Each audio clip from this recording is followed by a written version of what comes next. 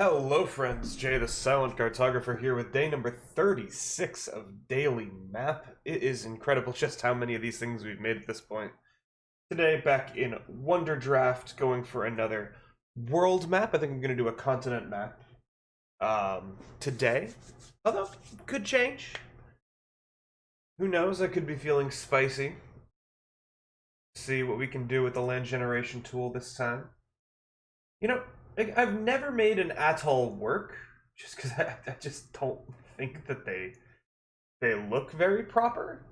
Um, I'm also like the outside of it doesn't really look nearly as what's this called, as detailed as I want it to. So I'm gonna crank the roughness up. You know what? We're gonna make this work today. We are gonna make a circular map here. And I think in order to do that, we have to find a pretty... Yeah, this one. This one's it. I was going to say we need to find one that's pretty thick, that has pretty big edges, so that we can work with a lot of the space that we have. I'm just going to go ahead and knock away some of the material down there and down here. Just kind of bring that out. I am then going to go ahead and do a little bit of a raise around this this corner. Just give us a little bit more room to work with. As with all good donuts, the bigger the hole, the less deliciousness you have in there, so... That metaphor made next to no sense, but you know what? That's why we're here. Also, once again, sorry if my voice is still scratchy. I've been talking too much the last few days, and it's not something I'm used to doing. Since I have more free time and I'm hanging out with my friends more, I'm winding up talking a lot more. So my voice is getting all scratchy and yeah. But I'm sure you don't mind, primarily because nobody watches these, but that's okay. That's part of the fun. Part of the fun is that someday, one person will take a gamble and they'll watch an entire daily map. And they will be so confused. They'll be so lost. Or who knows, maybe not. Maybe nobody will come and watch my daily maps. And they'll just stick around for the monthly wrap-up posts where they get all my maps for free. Speaking of getting my maps for free, that person on Reddit never got back to me, so I assumed that they did want my map for free, and that when I asked them for $20 to draw an entire fantasy map, they faltered and did not want to accept my offer. Would have liked them to say that, so I'm not constantly checking a Reddit account that I don't normally log into, but you know, that is the way of the world these days. As unfortunate as that is. But who knows, maybe they'll still come through. I have a commission of one of my Final Fantasy characters that's finally been started after being on a waiting list for like 2 months. That's super exciting. And I started the outline for that book. And then God... not yesterday, but the day before yesterday, I believe it was, I spent at least 5 hours just standing in front of an artist's pad, writing names, like hundreds of names. I probably have, actually, I can see the page from here. It is literally like top to bottom full of names. I'm trying to think of a protagonist for this book. And I mean, the funny thing is, like, I worked out so many other names, so many names of so many different side characters. But the name of the main character still eludes me. And so my outline is kind of in a pretty sharp delay. It's like 17 pages long, and that's just covering the overview and the plot. But I've also very quickly realized that this could be either a condensed adventure or an expanded trilogy. And if it was an expanded trilogy, they would be like very short, almost novella-sized books. It'd be an interesting little trilogy of novella. Okay, so we're going to do something weird with this one that I've just decided. First things first, let's go ahead and grab our... actually, let's start with the green. See, today, again, this green looks a little bit browner than I'm used to, and I don't know why some days it's brown and some days it's green. But we can go ahead and fix that by using this grass here. And then now what we're going to do is we're going to grab the darker forest here. We're going to go ahead and paint that on the inner ring of the inner ring of this area, just like this. And you know, this has actually just taught me, shown me an interesting story for this land. Maybe there's a actually hold on. I need to do something really quickly. I need to do that. And the reason for doing that is that there's going to be a volcano in the center of this island, and that volcano gives off such an immense heat that there are 3 different climate zones, very packed close together. You have the let me grab the ice caps, and we're gonna go ahead. We're gonna go around the outside, with the ice caps here. And so essentially, this volcano, not only does it provide heat that is scorching and dangerous, but it also sucks the heat out of the land, causing the outer rim of this area to be frosted in ice. And you know what? I think what we're going to do, I think we're going to make something really interesting today. I think that this map is going to be one of the most stylized maps I've ever made, because I have an idea. I love ideas. Oh, hold up, let me check my Discord messages. Okay. Sorry, I told a little bit of a white lie to some of my friends, said that they were going to run maps in 14, said that I would be down as soon as I finished dinner, or breakfast. Little did they know that breakfast is actually daily map. Because you guys are more important. Okay, so we've got this white outline, and what we're going to do is we're going to go to symbols, we're going to go to mountains.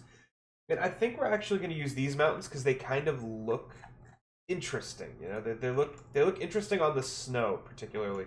And what we're going to do is we're going to cover, and I think you already know what the, I think you already know what's happening here. We are going to cover the entire outer band of this in mountains. Let's zoom out to 100% to see the scale of things. And you know, I think I'm going to actually scale these up to, say, around 40, just to keep the time that this is going to take a little bit low. We're going to go ahead and start placing these down in the snowy areas, and we're just going to paint these down all the way around. So this is going to take us a few minutes, but while we're taking those few minutes, we can chat about stuff, and that's fun. And then again, I really don't have much stuff to talk about. It's a bit of a dilemma. And then I am going to go back in and I'm going to color all these mountains white, because you can see some of these are getting a really awkward green color. Yeah, no, D&D starts again on Sunday, or doesn't start again, second session on Sunday. The aftermath of the 5-hour-long combat session from last week, so that's super exciting. Little do my players know, but I actually did record the entire session, so that maybe I could make some videos with it later, but of course I would like to get express permission from my players to create a video series with their own content, because it's very, very rude of me to record them and then release that recording without their explicit consent. So I'm going to talk to them about that, maybe if there's something that comes up that that's really interesting. I mean, there were a lot of really funny moments that I could that I could pull out of that might make an interesting little compilation video. But I don't think that there were many lessons in that first thing, other than the fact that I didn't prepare for the fact that the players might try to attack a force so overwhelming that I never expected them to even try. This, of course, is something that I, in my life, have told up-and-coming DMs to always predict that if you give your players the option to run or fight, that they will probably fight, and this is a very similar similar situation to that, where they didn't have the option to run, they had the option to save or fight, and the option to save is usually even more compelling than the option to run. And so, faced with the inevitable death of a hillbilly who they'd come to like, one character decided to take on 25 and almost died for it, and 2 characters were literally making death saves for it, so... But that's D&D. There's nothing more D&D than that right there. So I'm not angry. I'm not upset. I'm upset at myself, honestly. I'm upset at myself because in my head I should have seen this coming. I should have done something to do this better, you know? But that's a lesson that I'm taking into this next week. I've reworked the combat encounter I think that they're going to hit next, which is going to be the Mouth of the Mines. I've reworked it to have fewer but stronger enemies that are going to hit a little bit harder, but also are going to be a lot easier to dispatch as a whole. With the idea that the peons were sent out into the farmlands, but the real bandits were kept behind to defend the camp. And I'm tempted to zoom out here and see how far along I've gotten, but I also think that if I just don't look at it, it'll be done before I know it. But no, so I've tuned that combat encounter to be a lot more deadly in a sense, but at the same time a lot easier. Part of the campaign of the first combat that I did was I added a bunch of minions, added a bunch of bandits that were just there to be one attack and then dead. They were the 11 hit point base monster manual bandits, and again, one of our players used Shatter to kill, I think, 7 of them in the first round of combat. But then the players decided to ignore these little guys, and they went after the bigger threats, the archers and the bandit captains. And the problem with that is action and turn economy. If your player characters have as many attacks as the enemies, it'll be about an even fight. In that sense, CR doesn't really matter that much, and this is something I really want to make a video on, and I'm waiting for me to get to that point in Aramor where I'm showing my combat encounter design process, and I'm making a video on it, because balancing a combat encounter and turn economy and action economy means so much more than so much more than challenge rating ever will. Challenge rating is a very good system for showing you how dangerous a monster can potentially be, but it's a very bad system for balancing and making fair encounters. Because, for example, a Mind Flayer is incredibly dangerous. However, if the Mind Flayer rolls a 1 on its initiative, a level 4 party of 4 players could probably one-shot it before it even gets anything off. Whereas if it got its turn, it could one-shot a bunch of the players. That's a high challenge rating monster. But to the same vein, if you have 8 players and you put them up against 16 goblins, there's a decent chance, if the players don't have a lot of AoE, that one of them is going to die to the goblins. Well, that doesn't make sense. A level 4 party is way higher than a challenge rating 1/8 goblin. How does that work? Well, the answer is action economy. And again, the formula is, if you want a balanced encounter, have as many enemy attacks as you have players, or double the HP of your player's highest attack roll. That's the other thing, is the hit point economy, which is the less talked about of the two. And then the other one is that if you want your players to have an easy combat, have fewer enemies with fewer attacks. Now, I briefly touched on a concept there, which is health economy, which is that it doesn't really matter how few attacks your bad guy has if your players can't kill the bad guy fast enough, but you have to also make it seem fair. If, for whatever reason, your bad guy has, say, 600 hit points and you're going up against level 3 players, that's not fair to the players. They'll never actually get anywhere, even if the guy does, like, 1 attack every once in a while. So it's this tightrope balance between the number of villain actions, the amount of the villain's hit points, and then the special abilities that the villains and the lair and the reinforcements bring to the party. And that's kind of the fun of balancing Dungeons & Dragons, is understanding all of these core concepts and then making them work together to form an interesting and exciting combat encounter. And I do this a lot by changing monsters, by altering them, giving them different abilities, new abilities, home brewing, giving regular monsters legendary actions, stuff like that. Oops. Okay, so we have our Ring of Fire here, we have our Ring of Mountains. The next thing that we're going to go ahead and do is going to create our volcano, which I think is going to just be that. And really quickly, before we do anything, I do want to go ahead and filter. I want to filter out everything but mountains, and I want to color them all ice color just to get them a nice uniform white. I then want to go ahead and grab a red color here, and I want to change this one to like a dark red mountain here. We're going to go to symbols again. We're going to go to mountains. We're going to go to these mountains, but we're going to shrink them down a little bit, and we're just going to make this whole area. Oh, what the hell? That one mountain is in a very precarious. You know, we can solve that. We can solve that problem. No problem. That's a hell of a tongue twister for you there. Okay, so what we're gonna do now is we are going to go to land, or actually no, we're gonna go to symbols. We're gonna select the mountain in the middle. We're gonna move it up one, and then we're gonna take all of the mountains in the foreground, and then we're gonna move them up one as well. We need to grab this one. Make it up two even, and then that looks a lot better. Oh, we missed one down here. That's +1. And just like that, we have our little nestled mountain. And the next thing we're going to do is we're going to go to land. We're going to go to the paintbrush tool. We are going to grab a rocky color, which is probably going to actually be dirt. Excuse me, we need dirt. Yeah, we're going to color that nice and like that. Actually, you know, we're also going to color the ground a bit dark and shaggy there.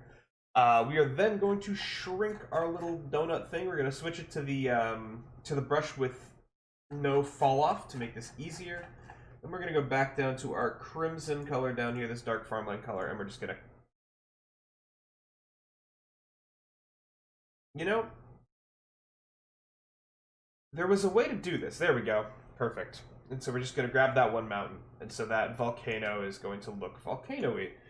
Which, unfortunately, I don't think that there's a volcano stamp. We can go ahead and give it a search for volcano. No, we do not have one, so that's going to be as good as we get. Next, we are going to do trees. And willow trees are oftentimes a symbol of humid environments. They're a very humid tree, but I don't think we're actually going to go with that today. I think we're actually going to go with our favorite... I was going to go with pill trees, but pill trees don't really work here. I think we're going to go with the carnivorous trees. I think we're going to scale them to 75. No, those trees are the size of mountains. 60, does that seem a little bit better? Yeah, 60 seems more reasonable. And we're going to go ahead and we're going to coat the entire outline of this area with trees. But before we do that, I do really quickly want to go to the landmass outline color, and I want to make it black just so I can see it a little bit better as I'm working through here. We will be changing that as we go through, so we're going to go back to symbols and we're going to start placing trees. Now the question is, do I want to do the hard trees or do I want to do the nice and non-obnoxious trees? And you know what? Today I feel like making a long daily map, but before we start these trees, I just have to go check on my puppy because I hear her going nuts in the other room. So please hold, I will be right back. Sarah?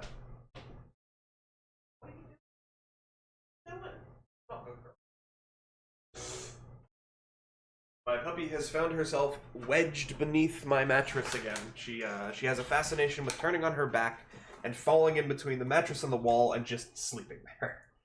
And so she was wiggling into her little favorite spot. Okay, so we're gonna go ahead and we're gonna start off just by outlining the entire coast with a very neat and tidy little forest here. I think that this is going to be probably 4 or 5 trees deep to get the look that I'm going for here. And so this is going to be the majority of the video now, is making all these little trees. And then, I made a hilariously irresponsible purchase yesterday. That was fun, and we can talk about that. I have not read The Wheel of Time since high school. I only read the first couple of books, but I remember them so fondly as something I really love.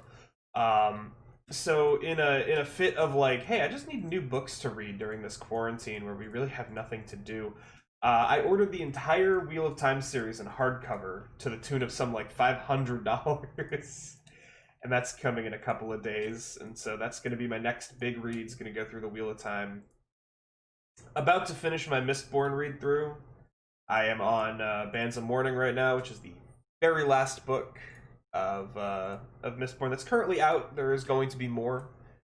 Brandon Sanderson did say that he has another trilogy waiting for us in the Mistborn world, and I can't wait personally. I'm hilariously excited for the end, I think he said, of the Mistborn trilogy, but I mean, hey, if there was ever a reason to live for the next 50, 60 years, it'd be so that I can see the end of the Cosmere, you know?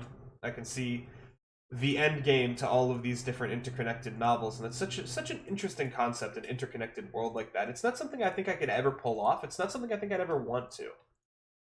Just because, like, I don't know, it almost feels too restricting to me. Where I like to come up with broad, sweeping new concepts and then make them work in my stories, whereas Sanderson has to keep the logic of his world intact across dozens of different series. Well, not dozens, two different series with multiple different magic systems and faiths and people, and it just sounds like such a headache.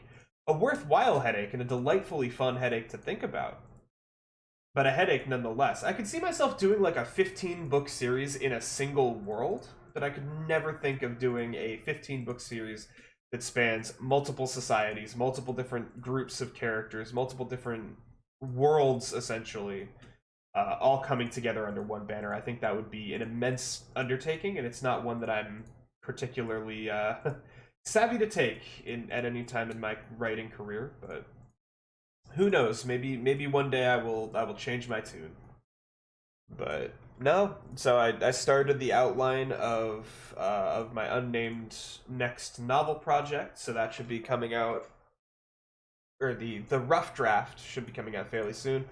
Although I have such a perfect image in my head of the first chapter of that book that I might actually write it as like a sample, to give to my friends, maybe post on the YouTube channel, maybe do like a reading on the YouTube channel, just to get kind of like a litmus test to see if the idea itself is interesting enough to pursue. Um, that being said, though, it's kind of like a terrible mentality of, well, if people don't like it, I shouldn't make it. Of course I should make it. It's something that I like a lot. So why wouldn't I make it? And I mean, I think that the answer is I wouldn't actually do the test to see if I should make it or not. But I do the test to see what parts of my idea people found interesting, what parts of my idea people found disinteresting, and then by kind of marrying the two, I can kind of warp my outline into a better one by taking the feedback of those around me. And I do think that that's very important. I think taking feedback is the single greatest thing that we can do for each other as people, is to give and take feedback. Because, I mean, at the end of the day, you don't know what other people are going to think of anything you do unless they tell you. And nobody will really know what you think of them unless you tell them. So if you're frustrated with somebody, it's really not fair to them if you're frustrated at them, but you never tell them that you're frustrated at them, because they'll never know. I mean, a fantastic example is in my high school when I was in boarding school. I was DMing for a group, and there was one player who was super disruptive and super distracting, and was being a bit of a murder hobo and a bit of a dick. And I pulled him aside one day and I said, "Hey, could you just stop doing that?" And I mean, he was like, "Wow, I didn't realize that it was even causing a problem in the first place. Yeah, I'll work on that." And so I'd spent like 3 weeks slamming my head against my computer, being like, "God, I have to make these adventures in a way where they can't be broken by this guy who keeps killing all the quest NPCs. Like, I have to create an adventure that can be run by this guy who doesn't role play or who hits the other players with magical spells for fun. Like, what do I do with this guy?" And the answer was just talk to him. Just say, "Hey, man, you're kind of disrupting the group. Could you not maybe do that?" And to his credit, he said, "Yeah, I didn't even realize it. I'm so sorry about that." But I mean, I've seen it go the other way too in my years at the table, where somebody will say, "No, that's how I play. Get over it." And then at that point, you have a decision as a dungeon master. Do you say, "Okay, I will try to tailor the adventure to give you some opportunities to shine and to express yourself in this way," or you could say, "You know what? Okay, then I don't think this is the right table for you, friend, and I think you should find a different one to play at." If there's absolutely nothing wrong with telling somebody they can't play with you. It's hard. It is so hard to tell somebody, especially somebody who's your friend, that they can't play with you, that they're not a good fit for your table, that they're not a good fit for your group. But at the end of the day, it's just Dungeons and Dragons. It's just D&D. It's just a role-playing game that you're supposed to do for fun. And at the end of the day, if you're not having fun, or if they're not having fun, or if your friends or the other people at the table aren't having fun due to this player's behavior, then it's it's better for everybody if they just don't play. And it's hard for them in the moment to come to grips with the fact that, yeah, maybe I would have more fun not doing this. But I mean, so many times in my life, especially when I was a younger person, when I was a much less mature person, I would run D&D games that would go on for like 3, 4, 5, 6, 7, 8 months with players who didn't like each other, with players who didn't want to play with each other, who just wanted to play with me as the dungeon master. And the problem with that was that at the end of the day, they didn't have fun. They were constantly saying, "Oh man, that was so fun, but this guy screwed everything up," or "This girl messed up my character. I hate them. I wish that they weren't in the group. If we just got rid of them, the group would be amazing." And then so I would be listening to two sides of like the same coin, essentially, venting about each other. And the solution to that is obvious. It's to tell one of them to leave, or tell both of them to leave, and move on with the campaign, or end the campaign, because clearly the players were having a problem. D&D is not like however many players sitting around talking to a dungeon master. It's however many players sitting around talking to each other. It's however many players building a story together, and that means that they have to work together. They have to do things together. That it's the theory of cooperation, right? Where you have to work together in order to achieve your goals, and if you don't, the group will fall apart. The party won't succeed. And so if there's drama at the table, you got to kind of step back and say, "Hey, it's time to leave." So feedback is essential to get back to what the hell it is that I was rambling on about a minute ago. Feedback is incredibly important for dungeon masters, for life, for your professional career. I promise you. Okay, I shouldn't promise you, because some bosses can be awful, but as a boss myself, back in the day, I would absolutely adore it when my employees came up to me and said, "Hey, I'm confused about this. Could you show me how to do this again?" Because to me, that meant that they were willing to learn. They were willing to meet me halfway. And they were willing to take feedback. If I would so much rather you come to me and distract me and have me help you for a time than to break something or screw something up, or create a dangerous situation for yourself or others. I mean, a great example of this from my time being a grocery manager at there's a chain of supermarkets in Massachusetts called, oh God, I forget the name of my local chain that I used to work at. It's not Tedeschi's. Tedeschi's is a corner store. Oh my God, what is it? Hold up, I have to. Market Basket. That's what it is. It's Market Basket. I was sometimes a shift director at Market Basket. I was the one who trained everybody, because I was taking a gap year from high school at the time, and so I was hired on, and I showed that I could do work because I have a decent work ethic, which is shocking in retail, to be honest with you. And my boss said that I was in charge of training all the new kids who came in, usually people who either dropped out of high school or college, who were a bit jaded, a little bit pissed at the world, bad attitudes. Very few people who are looking for daytime, part-time retail jobs are happy with their life. It's a very unfortunate thing to see that many people in a single career that really are tortured by it. It's not their own fault, really. Retail is a brutal place full of some of the worst humanity has to offer when it comes to management. But anyways, so I got this kid. He was a high school kid who, or he might have been a college kid. He was like 17, 18, and he came to work under me. He came to work in the produce department and be trained. And we needed a guy to tend. We had fresh flowers, like fresh cut flowers, and he was going to be in charge of the fresh cut flowers. And so he came to me and he said, "Hey, can I take lunch?" And I said, "Sure. Water the flowers, and then you can go on lunch." And so he said, "Oh yeah, sweet, awesome, thank you." And then he ran off. And not 25 minutes later, my boss comes running up to me and he says, like, "Where the hell is this kid? What happened?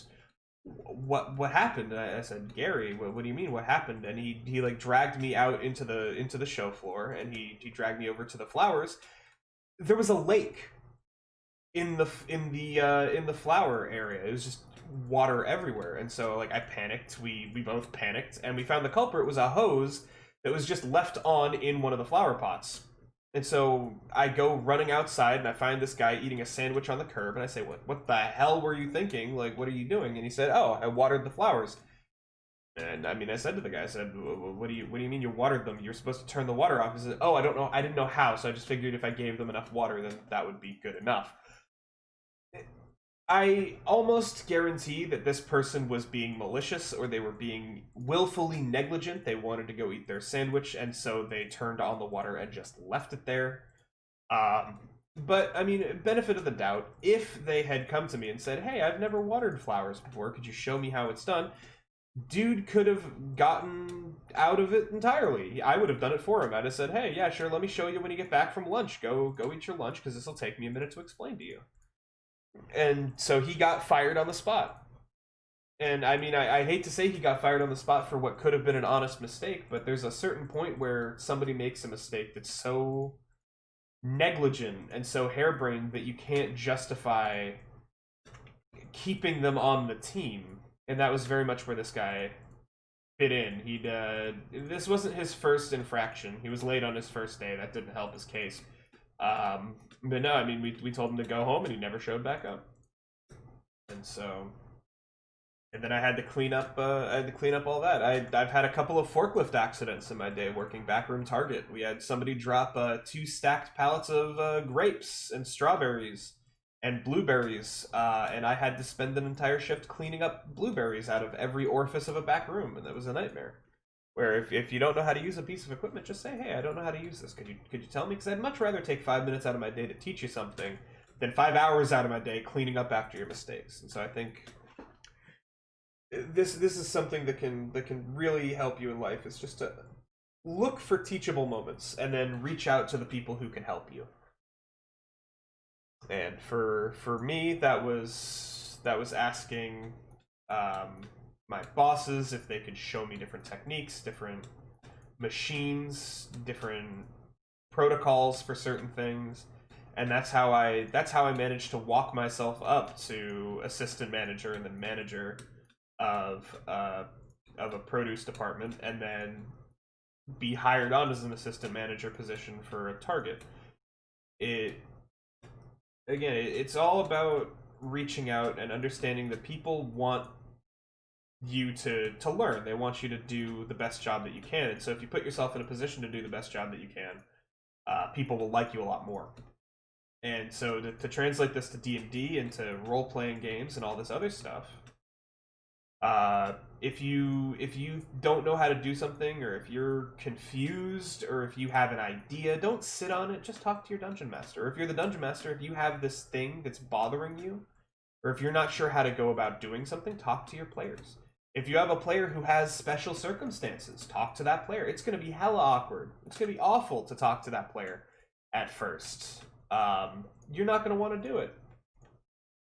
But you have to, because it'll make your game better. Or it'll make your game worse if you don't. Oh, hi, puppy. I wonder if my Amazon package just got here. I've been on a childish spending spree. I ordered some of those Tech Deck skateboards. I don't know if you guys ever played with like finger skateboards back in the day, but I sure did. And after playing Tony Hawk's Pro Skater and realizing that I'm probably not up to snuff to go skating again, I just kind of wanted to add some little skateboards to my pile of collected stuff. And so to that end, I have purchased some Tech Deck skateboards that I was going to display on some of my shelves just for fun, because, and I mean, who knows, maybe I'll remember how to use them. I remember back when I was a little kid, there was this like Tech Deck half pipe that my grandma or my aunt got me for my birthday, and I was obsessed with this thing. Actually, I so distinctly remember it because one day, I was a very anxious child. I had some severe anxiety, and so my mom couldn't leave me alone at the house, even when I was in like middle school, when she went to work. But one day, she was gonna go to work, and I was sick, and she said, "Hey, you're coming to work with me, right? Because you don't want to be home alone." And I said, "No." And my mom was like dumbfounded. She said, "What do you mean no? I want to skateboard with my tech deck. You can bring that to work." "No, I want to do it here." And so she left me, and for the entire like 8 or 9 hour workday, I used my little finger skateboard on that half pipe, sick as a brick in bed, watching watching SpongeBob and all the morning cartoons, and it's just like it's such a distinct memory for me. It's interesting to think about. So it'll be cool to get some of those again. And I think actually the old skateboard deck, the old Element skateboard deck I used to use in high school is one of the tech decks that comes in a little pack. So hey, I'm excited. I'm very excited. And I don't know, I love stuff like that. I don't know why I love stuff so much. I don't know if I'm vain or if I'm just a very materialistic person.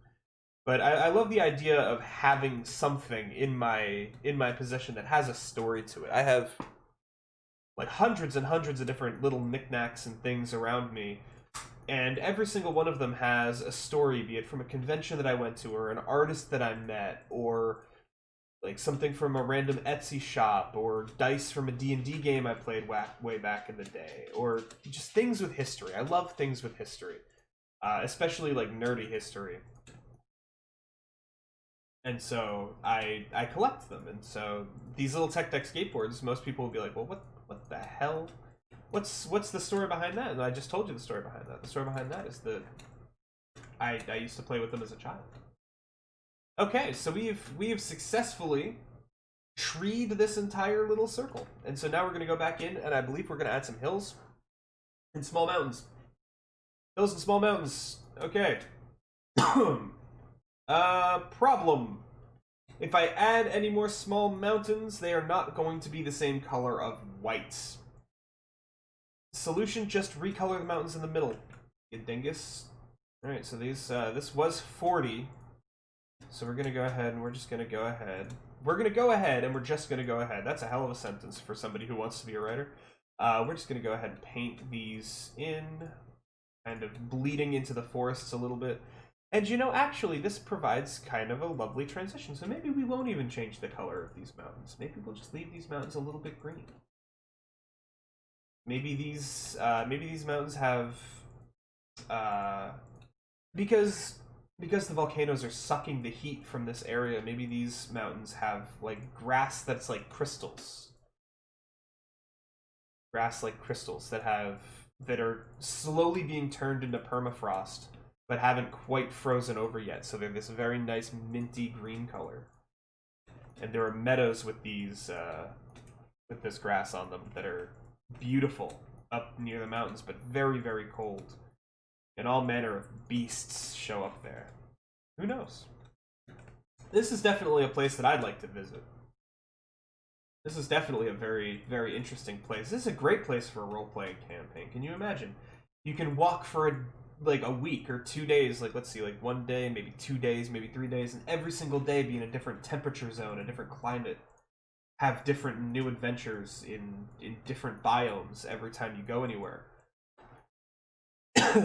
Are these people the only ones in the world? Is this a separate plane? Is this a plane made by a wizard?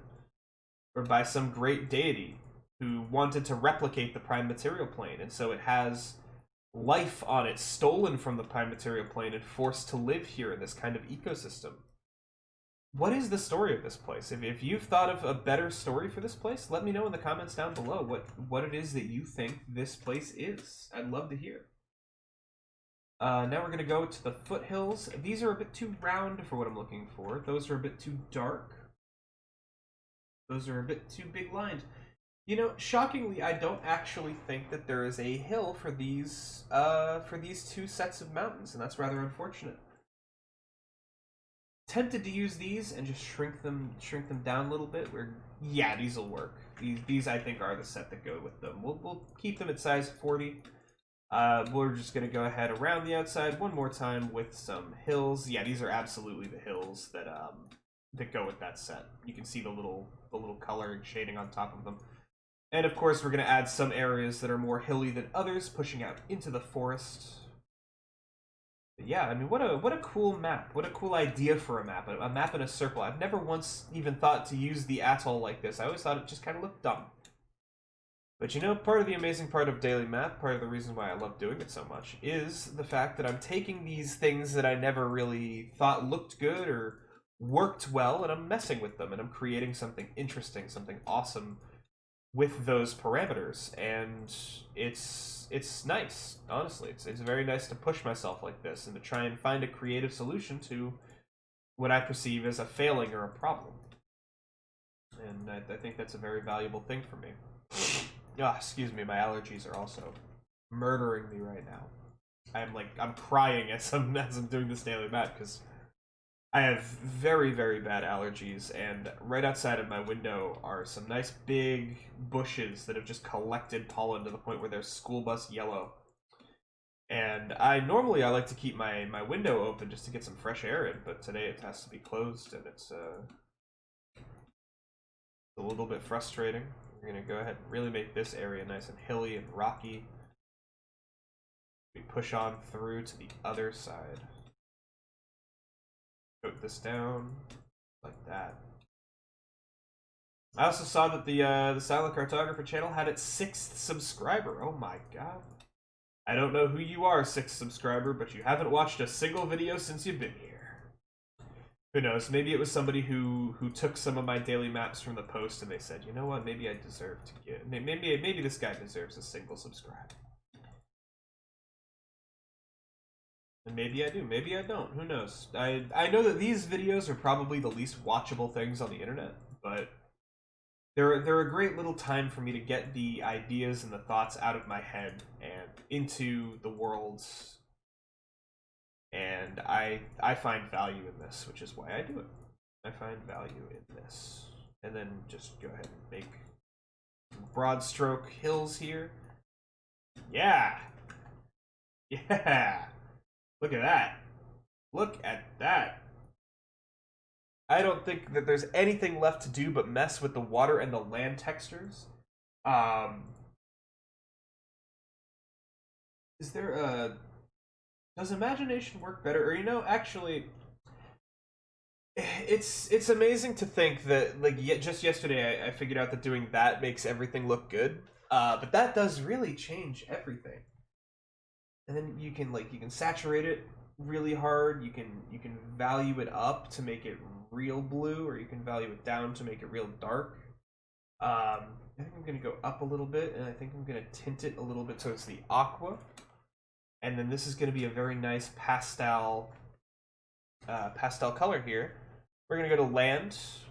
We're gonna go to the landmass outline, and we're gonna take this nice dark green that we have here, and then we're gonna push it a little further. Coastline style. Will the hatch pattern finally work if we go FX distance out? Kind of, actually, it does. But at the same time, not really. Let's give it the old college try here. No, it doesn't really work here. So we're gonna go ahead and we're probably gonna go for irregular blend. We are going to push the coastal FX distance out. Oh, thank you. Windows notification. We're gonna blend the landmass outline all the way. We're gonna turn that off. We're gonna blend the landmass all the way down to get rid of some of the gross looking shadows. And we're gonna take this coastline color and we're gonna make it an even lighter shade of blue. We're gonna drop the opacity. Actually, you know, it's funny because like I actually barely even see it, and I think I'd have to push it even further towards whites in order for this to work. Actually, literally just making it white might actually be the plan here. No, it needs a little bit of teal to it. It needs a little bit of blue, but just barely blue. Landmass outline. Again, on a scale of white to black, I think we actually had it good before. Oh no, definitely not that. Okay, we'll settle for that. But yeah, this is an awesome little daily map here.